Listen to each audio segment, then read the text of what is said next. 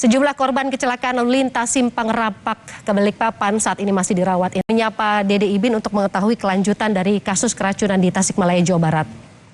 Sejumlah korban kecelakaan lalu lintas Simpang Rapak ke Balikpapan saat ini masih dirawat intensif di sejumlah rumah sakit. 3 dari 7 korban kecelakaan di Simpang 5 Muara Rapak dan saat ini menjalani perawatan di Rumah Sakit Restu Ibu Balikpapan. Ada 7 pasien yang menjalani perawatan medis di Rumah Sakit Restu Ibu Balikpapan. 5 diantaranya bisa pulang dan menjalani rawat jalan pada hari ini karena kondisinya stabil dan sudah melalui pemeriksaan dari dokter. 5-nya sebelumnya mengeluhkan rasa nyeri di bagian kepala. Sementara 2 pasien lain masih dirawat di Rumah Sakit Restu Ibu karena mengalami patah tulang di bagian kaki.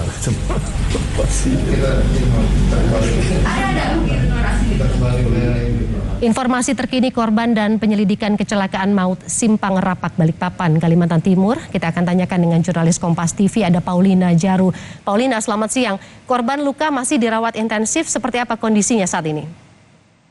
Baik, Woro dan juga saudara, benar sekali hari ini 5 dari 7 pasien di Rumah Sakit Restu Ibu diperbolehkan pulang untuk menjalani rawat inap. Sehingga total saat ini ada 11 pasien yang dirawat di 4 rumah sakit berbeda, 5 di Rumah Sakit Kanuyoso Jatiwibowo, 2 di Rumah Sakit Restu Ibu, 2 di Rumah Sakit Umum Daerah Prima, dan 2 lagi di Rumah Sakit Arzanto. Dari total 11 ini, 1 orang masih berada di ruang ICU di RSKD, dan rencananya akan menjalani operasi kedua pada hari Selasa atau Rabu besok. Sementara untuk 10 korban lainnya ini dalam kondisi sehat, dalam kondisi sadar maksud kami, dan masih dalam perawatan intensif. Untuk biaya perawatan seluruhnya ini ditanggung oleh pihak Jasara Harja, Woro. Kemudian seperti apa penanganan dari mereka-mereka yang saat ini masih dinyatakan mengalami keluhan yang lebih berat dibandingkan dengan yang lain ya, Paulina? Tentunya untuk perawatan dari 10 korban yang saat ini berada di unit rawat inap 4 rumah sakit ini masih dipantau intensif oleh pihak dokter, baik dokter yang berkaitan dengan patah tulang atau yang berhubungan dengan keluhan yang dirasakan oleh pasien. Poro. Untuk kasus kecelakaannya sendiri, apakah ada saksi ahli yang sudah didatangkan pihak kepolisian dan apa perkembangan terkini dari penyelidikan kecelakaan maut ini?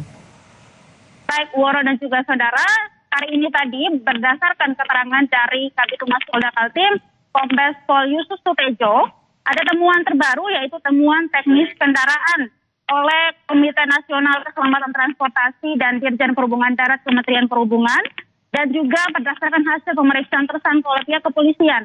Di antaranya ditemukan ada sejumlah pelanggaran, yaitu yang pertama sumbu roda kendaraan yang dari 2 menjadi 3, lalu dimensi yang diperlebar dan diperpanjang kurang lebih sekitar 2 cm, bumper depan truk yang tidak sesuai standar, lalu penggunaan kir bukan untuk kendaraan kontainer namun untuk kendaraan biasa yang muatannya hanya 21 ton.